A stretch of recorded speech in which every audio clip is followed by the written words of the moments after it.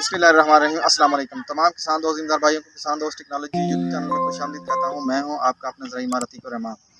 तो आज काश्तकार भाइयों तिल की काश्त के बारे में बात करेंगे। तो तिल की जो काश्त का वक्त काश्त है बेहतरीन, वो आप राई की कटाई के यानी कि मार्च से लेकर जो जून जुलाई तक इसका वक्त काश्त चलता रहता है। लेकिन अगर कोई बंदा अगेती काश्त करना चाहता है कोई ज़िम्मेदार, तो वो TH06 वैरायटी जो सिंगल स्टिक वैरायटी है, सिंगल स्टिक वैरायटी जो होती है यानी एक शाख वाली, वो काश्त करे। लेकिन अगर आप लेट काश्त करते हैं यानी कि गंदम की कटाई के बाद काश्त करते हैं, फिर आप तिली काश्त करें जिसको TH05 कहते हैं यानी शाखदार जो वैरायटी है। आमतौर पे असल में वैरायटी नहीं है, इससे बीज दोबारा तैयार हो जाता है। अच्छा, दूसरी बात यह है कि इसका जो छरा बीज है यानी कि इसका जो बीज आपने 1.5 से 2 किलो बीज काफ़ी होता है। दूसरा इसका तीन तरीके हैं काश्त करने के।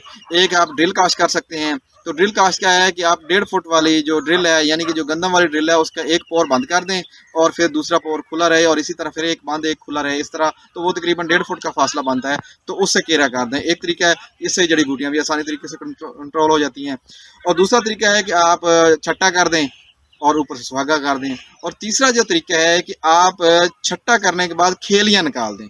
लेकिन इसके लिए जो ज़मीन है ना, वो आपने कोशिश करनी है मैरा या भारी मैरा ज़मीन या रेतली ज़मीन इसके लिए बहुत मौजू होती है। ज़्यादा चिकनी मिट्टी वाली वो ज़मीन इसके लिए मौजू नहीं है, क्योंकि उसके अंदर पानी खड़ा हो जाता है, जो खड़े पानी में ये सूख जाता है। तो आपने जब भी तिल का काश्त कर रहे हैं तो एक चीज़ का ख्याल कर रहे हैं, इसको सीड ट्रीटमेंट कर रहे हैं। और सीड ट्रीटमेंट बेहतरीन तरीका है कि 5 ग्राम से 10 ग्राम थायोफनेट जो है ये उसके ऊपर लगा के इसको छटा कराएंगे या केरा कराएंगे, तो ये आपकी जो बीमारी शुरू में स्टम राट की आती है या ये सूखने वाली जो बीमारी होती है वो नहीं आएगी। तो इसके अलावा इसके ऊपर कुछ पेस्ट का भी हमला होता है, लेकिन जो कीड़ों का हमला होता है उसमें ख़ास तौर पे जो है इसके ऊपर सब्ज़ तेला और लश्करी सूंडी का हमला होता है, और साथ सफ़ेद मक्खी भी थोड़ी सी। तो सफ़ेद मक्खी और सब्ज़ तेले के कंट्रोल के लिए ऊल आला जिसको फनीका मेड भी कहते हैं, वो 80 ग्राम फी एकड़ के हिसाब से 2 दफ़ा स्प्रे करवा दें तो बेहतरीन तरीके से आपकी मुकम्मल फसल पक के तैयार हो जाती है।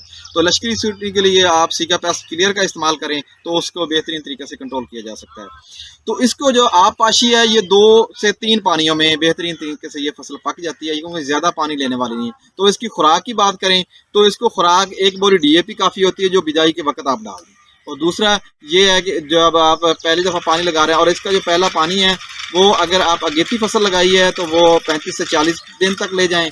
लेकिन अगर आपने ये मौसमी बिल्कुल पास है यानी कि गंदम के बाद काश्त की है तो फिर 25 से 30 दिन बाद इसको पहला पानी लगा दें, और उसी के साथ आपने पहली दफ़ा साथ आधी बोरी यूरिया भी दे देनी है। फिर उसके बाद जब ये फूल लेने शुरू हो जाए उस वक्त आपने आधी बोरी यूरिया और साथ 12 किलो SOP पाउडर फार्म वाली वो साथ फ्लड कर रहे हैं। तो यही एक चीज़ खुराक है, इसके अलावा इसकी और ज़्यादा खुराक देने की इसको ज़रूरत नहीं होती। तो इंशाल्लाह इस तरह अगर आप काश्त कर लेते हैं तो आप जो मैं 2 वैरायटियाँ बताई हैं इन्हीं 2 वैरायटियों को काश्त करें और ज़्यादा उस वैरायटियों की तरफ ना जाएँ।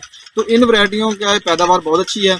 ये आप तकरीबन 10 मन से लेकर 18-20 मन तक इसकी पैदावार आ सकती है।